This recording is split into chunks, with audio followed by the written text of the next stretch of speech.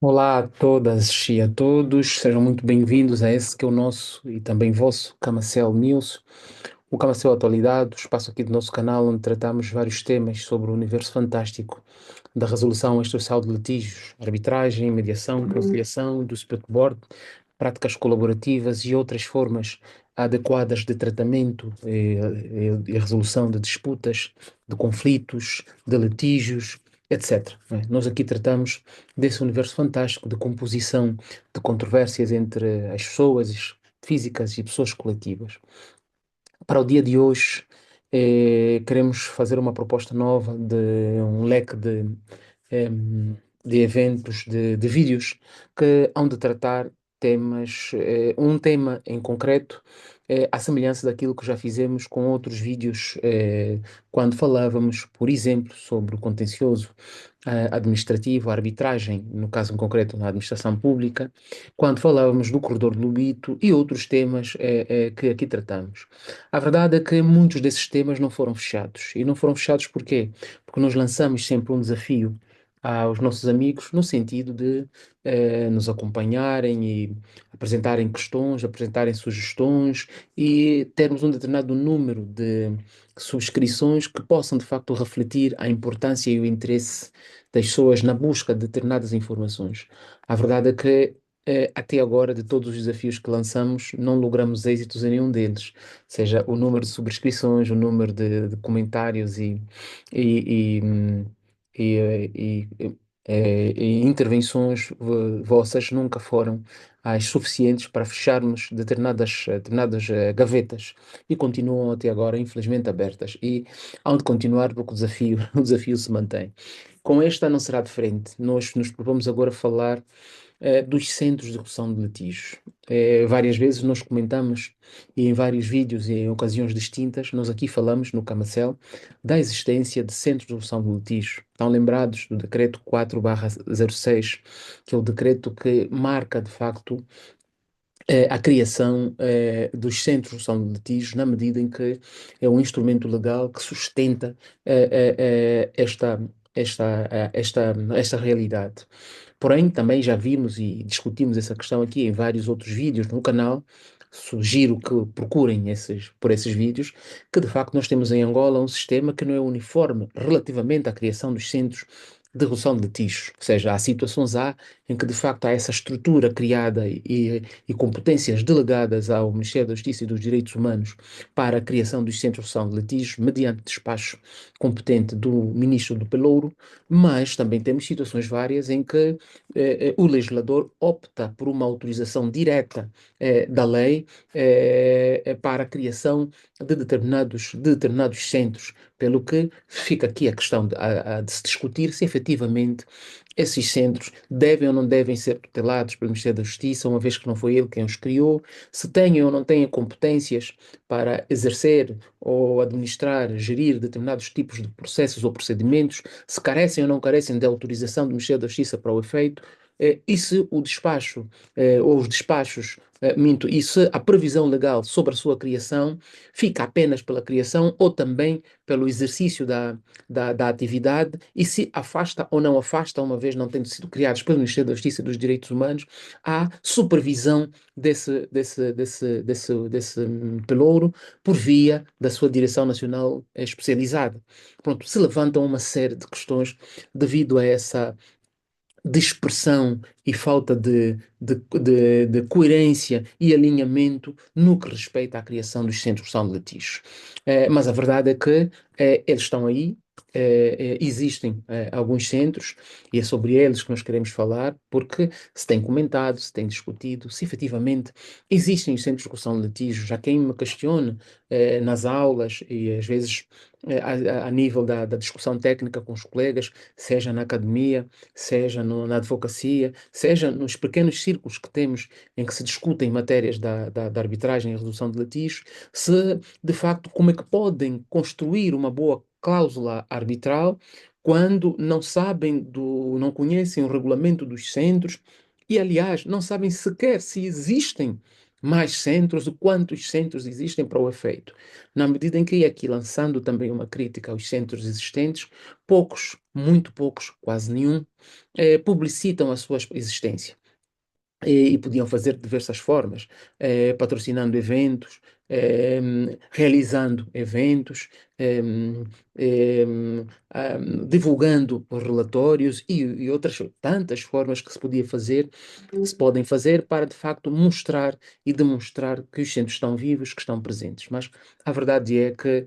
não é isto que tem estado a acontecer. Isso coloca efetivamente essa questão. Onde estão os centros? Eles existem de facto? Não existem? Podemos, num outro momento, se calhar, poderemos assim terminar essa nossa nova fase, esse nosso novo tema, falando um bocadinho de cada um dos centros, se calhar lá mais para o final, mas por agora nós queremos falar sobre a existência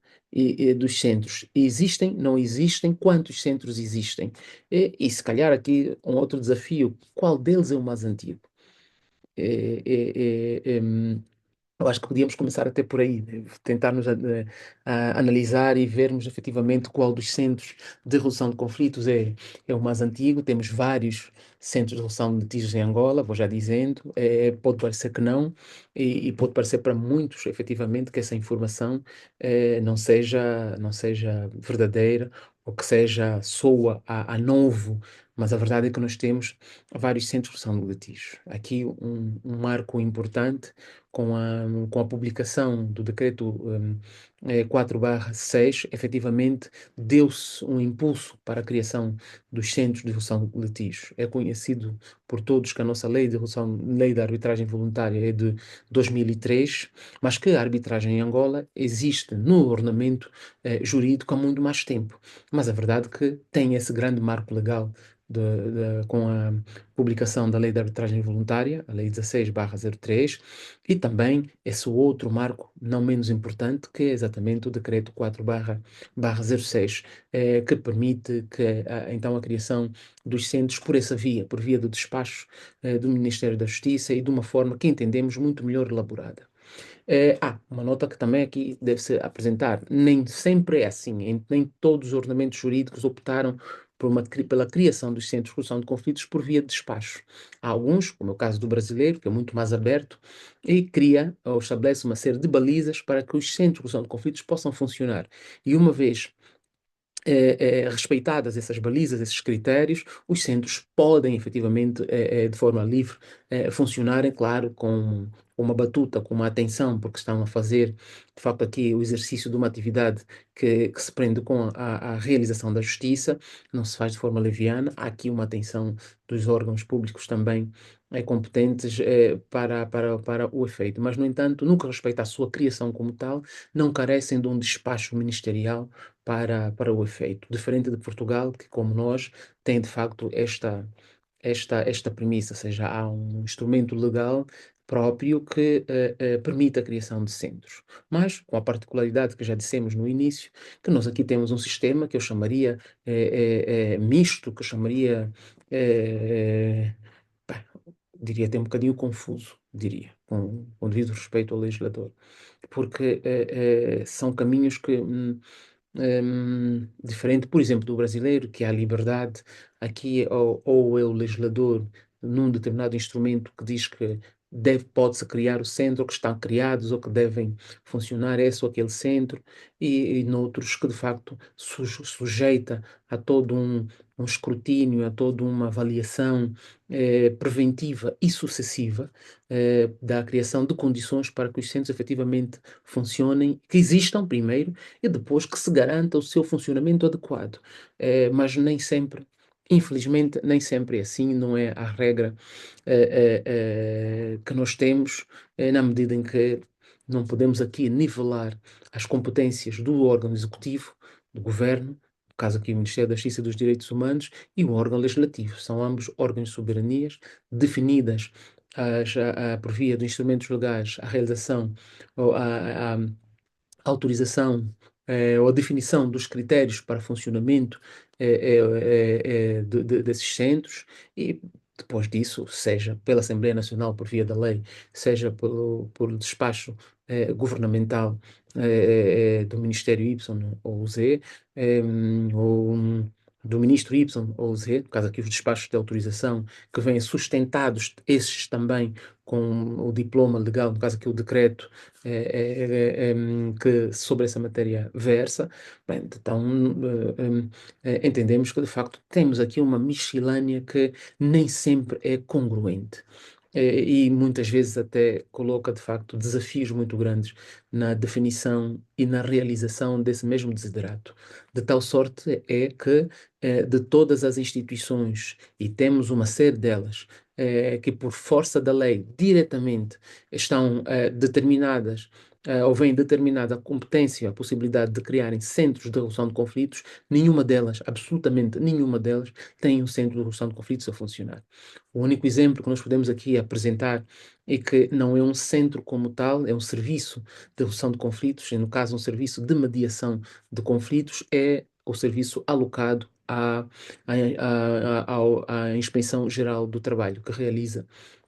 a mediação de conflitos laborais, pá, nos termos em que realiza, com alguns desafios que também se podem ou se devem aqui atender para melhorar a qualidade desse serviço. Outro sim, temos também o INADEC, que ainda conserva e ainda realiza, salvo erro, os serviços de mediação de conflitos de consumo. Em que termos, também não sabemos, na medida em que o INADEC, enquanto instituição, está quase que morta, com o devido respeito e perdão da palavra muito forte, mas a verdade é que com a criação de um outro órgão, no caso a ANIESA, o INADEC viu-se esvaziado em quase todas as suas competências, se não a de realização de trabalhos a nível a nível da resolução de conflitos por via da mediação e também trabalhos de divulgação e trabalhos preventivos no sentido da resolução ou da prevenção de conflitos de consumo, mas que tem mais de 95% do seu estatuto orgânico a nível de competências e atribuições efetivamente esvaziado com a criação desse novo órgão. Tarda aqui a criação dos estatutos novos desse órgão, o INADEC, no caso, o Instituto Nacional de Defesa do Consumidor, na medida em que ele não foi extinto, ele continua aí, é mais mórbido, se quisermos. Mas isso é pano para outra manga e poderemos, no momento próprio, voltar eventualmente com essa questão. Mas voltando seguindo o tema conforme o que nós aqui apresentamos como proposta, vamos então olhar para os centros de resolução de litígios. Os centros institucionalizados, já é do conhecimento vosso, se não for, podem encontrar vários vídeos aqui no nosso canal em que tratamos desse tema, não é? A arbitragem, a mediação e a conciliação, as formas de tratamento dessas disputas podem ser feitas de forma ad hoc, como podem ser feitas de um modo institucional. A realização institucional pressupõe a criação de um ente privado ou público, porque os centros podem ser públicos ou privados, que trata da gestão dessas mesmas matérias, desses mesmos conflitos, por via de estruturas por elas criadas, administrativas e operacionais, que permitem efetivamente a gestão dos diferentes conflitos e instalação, no caso das arbitragens, dos tribunais, no caso da mediação e da conciliação, da criação de um cadastro, de uma lista de mediadores e todo um serviço que permite a realização e o acesso para mediadores, para partes interessadas na resolução de conflitos por via da mediação ou por via da conciliação. Então, e mais com a necessidade de criação também de um conjunto de regras, no caso os regulamentos, sobre a gestão desses mesmos serviços, quer a nível interno, do ponto de vista administrativo, quer a nível procedimental, no caso aqui com os regulamentos dos processos, ou com o instrumento que regulamenta a atividade ou o procedimento, se quisermos, de resolução de conflitos, seja na mediação, na conciliação, na arbitragem, no dispute board e noutras práticas que esses mesmos centros, para a qual esses mesmos centros são autorizados por via legal, no caso por despacho, ou diretamente, ou peleges, no caso, quando já estabelece a própria lei, quer a criação do centro, quer a autorização implícita ou expressa de realizarem determinadas atividades, tendo em conta o âmbito da sua atividade ou até da sua atividade como escopo, ou então de forma muito mais abrangente para outras matérias que não sejam exclusivamente ou necessariamente da atividade dessas instituições nas quais integram esses centros de resolução de litígios. Bem, os centros de resolução de conflitos em Angola, ou de litígios, se quisermos, nós temos como um dos centros mais conhecidos, que é o CREL, não é? O CREL é um centro público, de facto, o primeiro centro, se calhar falamos sobre ele um bocadinho mais, antes de olharmos para a cronologia e percebermos se ele é ou não é o primeiro centro criado em Angola, mas a verdade é que o CREL é o primeiro centro público, e aqui distancia-se pela positiva dos outros centros privados, na medida em que, do ponto de vista do funcionamento, quer no âmbito da arbitragem, quer no âmbito da mediação, tem de facto feito o seu trabalho, ainda não na medida daquilo que é desejável, aquilo que se espera, mas, quer dizer, daquilo que é desejável, porque o que se espera depende muito daquilo que se faz, não se colhe o que não se semeia, e se não se semeia o suficiente, não se pode colher o suficiente, mas aquilo que é desejável, aquilo que é expectável por parte daqueles que estão na parte de fora, é de facto o CREL, entendemos que ainda não atingiu o âmago e está longe ainda de atingir esse âmago, na medida em que há muito trabalho ainda por se fazer, quer a nível regulamentar também. Mas pronto, não é sobre esse quesito em particular que queremos falar, podemos deixar isso para um outro programa, isso se já não encontrarmos aqui, e tenho fé que sim, que temos aqui vídeos em que tratamos especificamente do CREL e apresentamos inclusive resultados da atividade do CREL enquanto Centro de Resolução de Litígios, com alguns números do trabalho feito por esse centro na mediação, na conciliação e também na arbitragem, mas que não estão atualizados, obviamente, mas que, pronto, no momento próprio poderemos eventualmente aqui voltar e trazer números atualizados. Mas a verdade é que, sim, o CREL é um dos centros, dos mais conhecidos centros de resolução de conflitos aqui em Angola, por ser um centro público, por ter a pujança e estar dentro de uma estrutura como o Executivo, no caso aqui o Ministério da Justiça e dos Direitos Humanos, é um dos centros, como disse, que tem feito o seu trabalho e dado cartas, como não podia deixar de ser, já hoje com duas estruturas, uma no Miramar e outra na província de Colibengo, mais concretamente no município do Saquel. Aliás, algo que se procurou fazer há muito tempo e não se conseguia, hoje, com a alteração da divisão político-administrativa, conseguiu-se consumar, na verdade. Ou seja, se antes nós tínhamos um centro em Luanda e no município de Cacoago, mas propriamente no distrito que era a centralidade do Sequel, hoje, estando o Sequel como convertido, elevado à categoria de município da província, nova província de Colibengo, passamos a ter hoje duas estruturas do CREL, uma na província de Luanda e outra na província do Icolibengo. Olha, por acaso, isso ocorreu-me agora, não me tinha apercebido que, afinal de contas, aquilo que era uma divisa que se pretendia com a expansão dos serviços desse centro público para várias províncias, hoje é uma realidade por força das circunstâncias, não é? Já está um serviço numa outra província. Mas pronto, o CREL sim é um dos centros mais conhecidos e fora do CREL, ou para além do CREL, temos um outro centro conhecido também que é o Harmonia. O Harmonia é um centro privado, ligado a uma instituição privada, a uma empresa privada, que sustenta, que suporta a criação desse centro, com sede em Talatona,